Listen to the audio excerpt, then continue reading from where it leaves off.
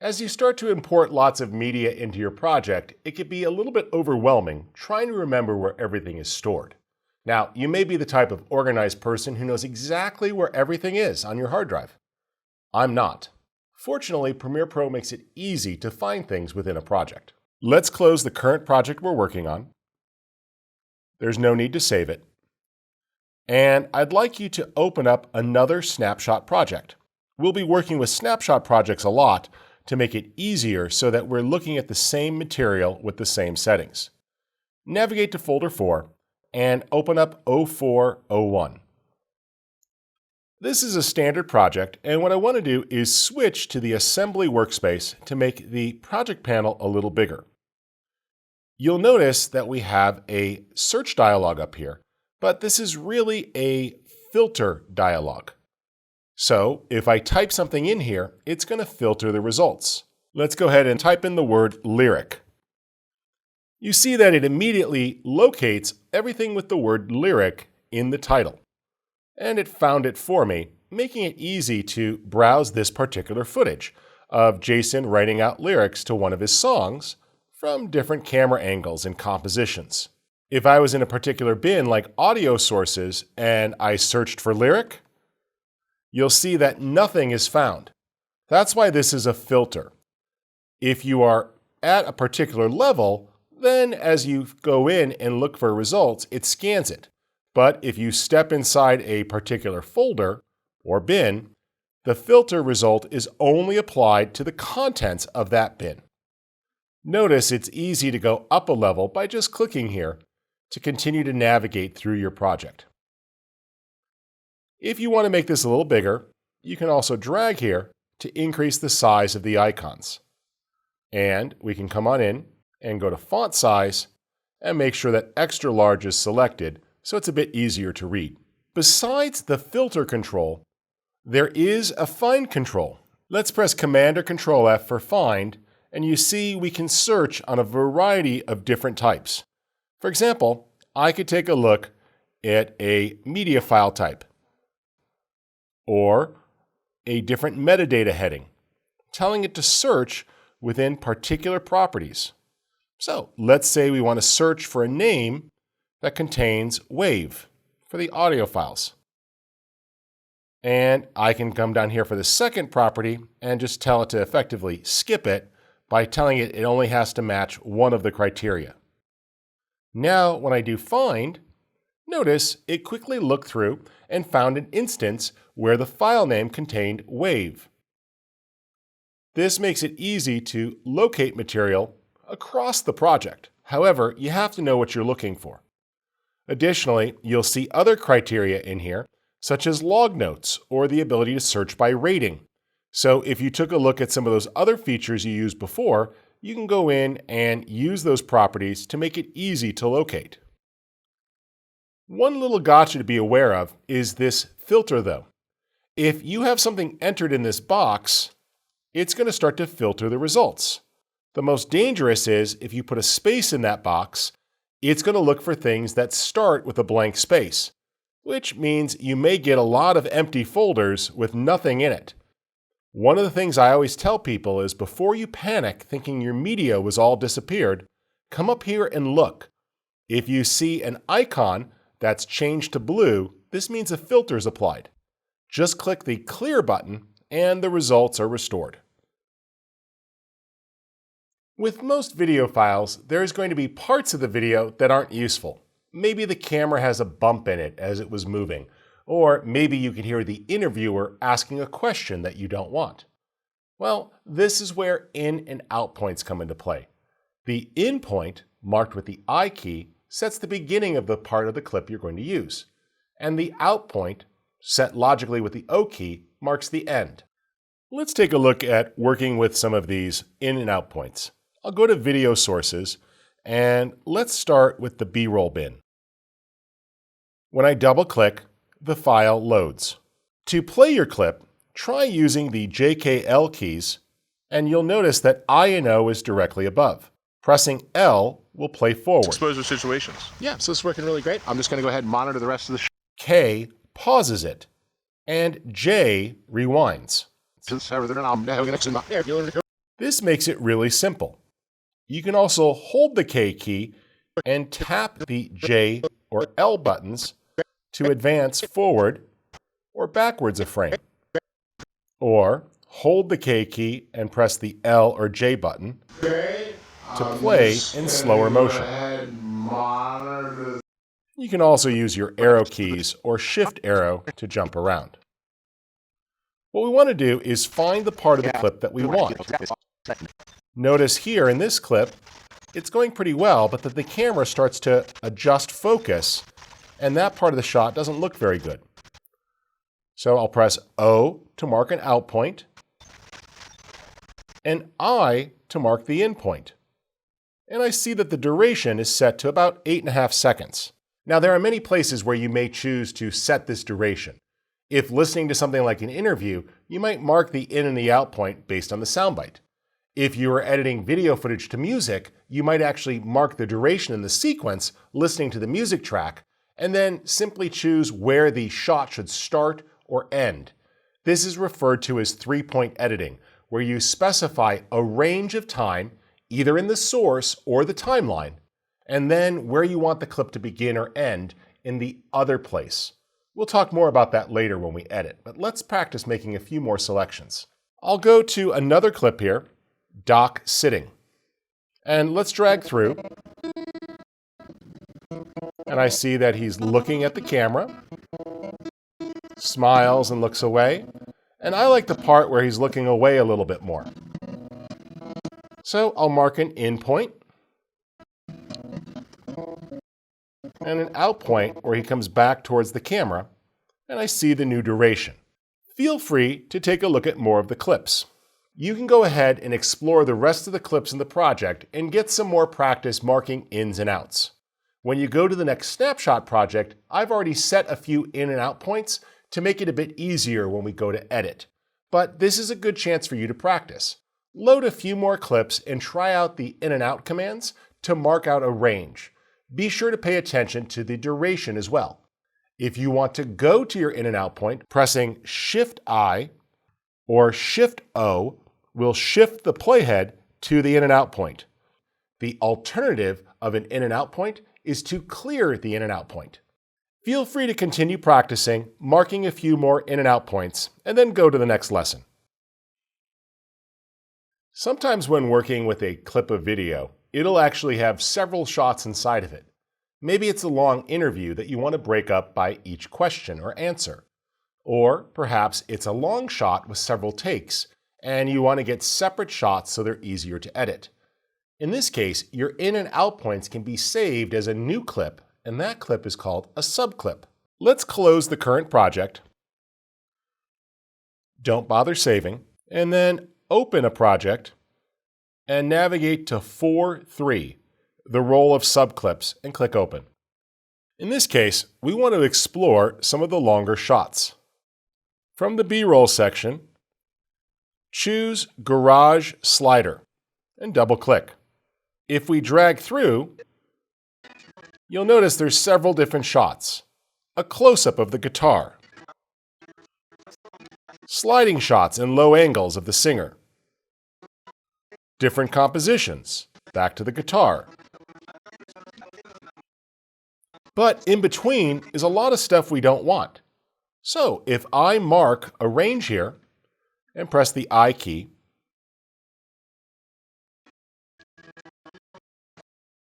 and then mark out the ending with the O key, I get a pretty good idea of what I have. Let's adjust the endpoint there.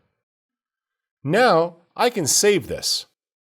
From the Clip menu, I could choose Make Subclip or press Command or Control U. A new dialog opens inviting you to name this. So we can call this Garage Slider 1A. An important choice here is to restrict the time to the subclip boundaries. This is effectively shortening the clip so that it doesn't have any extra pad on either side of the in and out point. In this case, the subclip is absolute, and you won't be able to trim or add a transition to it. For this reason, I usually leave this box unchecked, but some people like their subclips to be very precise to prevent other people from modifying the subclip. I recommend leaving this box unchecked. When you click OK, you see the new clip was added right below. Let's make these icons a little bigger as well. If you look closely, you'll see that the icon is slightly different. So the subclip icon looks a lot like the clip, but you'll notice that an in point and an out point mark the bracket, and the clip itself is a little shorter, indicating that only part of the clip is there. If we go in here and we take another part of the clip, marking an in, let's find a good point. I like the low angle.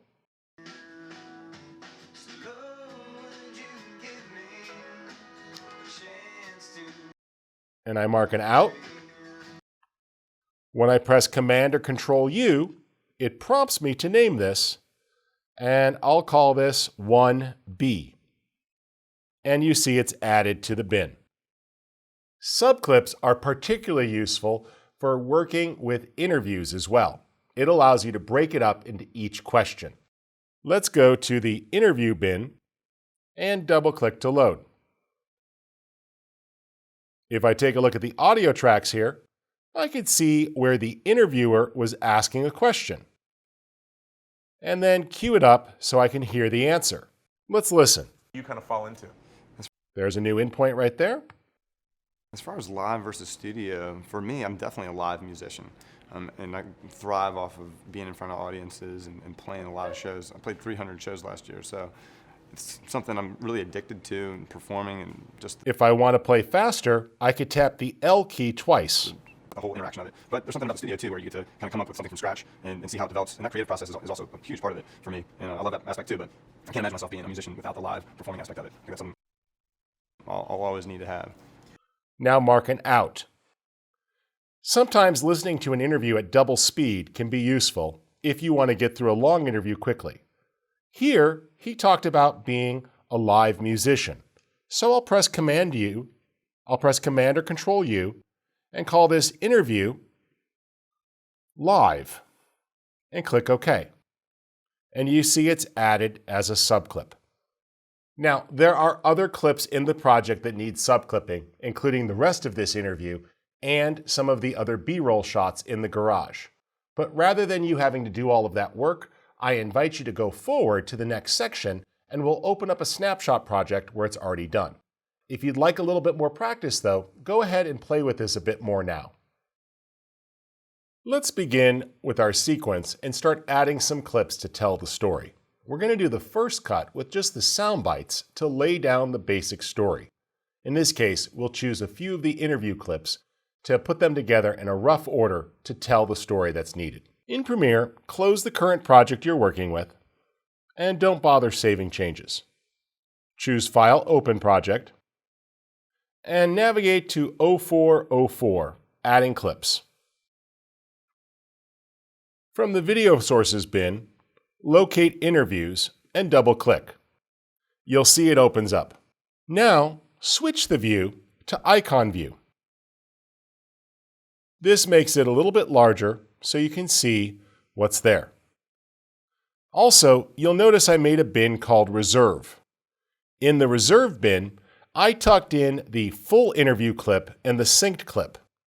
This way, they're there if I need them, but I've got just the subclipped interviews here ready to go.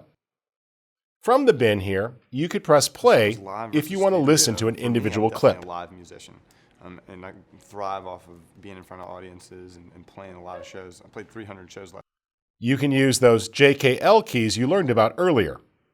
So the story of a show for me really depends on whether I'm playing by myself, when I'm playing with a duo, trio, 4-piece, or 5-piece. And I have a lot of different realms on stage that I play. What I'd like you to do is listen to the sound bites and make an attempt to put the story together in the timeline. If you need to, you can mouse over a bin and press the Accent Grave key to make the bin a bit larger. This will give you a little bit more flexibility so you can see the individual clips. If you want, you can actually change the order of clips as well. For example, I can move a clip earlier here, like such. Within a bin here, you can also mark out new in and out points. If you're playing a clip with the JKL keys, just select it. And I think that you can press the I key see me play on a regular basis would vouch for me when I say and that the O it's key, a little different in the sense, and it will mark out a new range within the clip there. You also can feel free to double-click on a clip to load it into the source monitor, where you can mark out new in and out points to your taste. What I'd like you to do is to take a look at these clips and decide which ones you want in your timeline. Load them into the bin here and mark out the story. I think that a lot of the people that come to see me play on a regular basis would vouch for me when I say that I'm a little different in the sense that even if I'm having a rough day, once I start hitting that first note and singing the song, it kind of all goes away because I kind of get back into that zone really quickly. So, out. Now, I want to take the video file plus just the audio on tracks 2 and track 4. That's because those were Jason's mics. You can see that here. Music is just something I've always... I'll patch those now so they're going into tracks 1 and 2 on my timeline. When I click the Overwrite button, the clip is added to my timeline. I can now choose another clip. When I double-click and load, I can audition it. Studio, for me, I'm definitely a live musician. And I thrive off of being in front of audiences and playing a lot of shows. I played 300 shows last year, so it's something I'm really addicted to, and performing and just the whole interaction of it. But there's something about the studio too where you get to kind of come up. In this case, I'm going to keep just the part about going live. Interaction of it. Out point. And click the Overwrite button to add it to my sequence. If you ever need to, and you change your mind, or you want to put a clip between two clips, that's easy too. Using your up or down arrow, you can move between edit points. Then, if you have another clip loaded, it's simple. By myself, when I'm playing with a duo, trio, 4-piece or 5-piece, and I have a lot of different realms on stage that I play. And lately I've been playing a lot of solo shows where it's exactly that. I start off slow, kind of read the audience. A lot of times it's a small audience of 75, 100 people, and the audience is feeling something, and I have the ability to go in one direction or another, depending on how I feel and how they feel. If I want this clip to go in between here, instead of clicking Overwrite, I can click Insert. Insert pushes the clips down to make room and drops it in. So we're working with the same story. You're about to open up a Snapshot project that has a rough sequence put together that I built. But I'd like you to continue to explore here and get familiar with the clips. Take 5 or 10 minutes, listen to the interview with Jason, and find a story that you like. For purposes of the class, you're going to work with a sequence that I've already roughed out for you. But I'd like you to get comfortable with this editing process and really explore. Later on, you'll work with a different sequence, but take a few minutes to get comfortable with in and out points and adding things into your sequence. From time to time, play it back and listen to the story. There'll be some rough spots with audio and maybe a few stray words that we're going to cut out, but you'll learn those techniques in just a moment.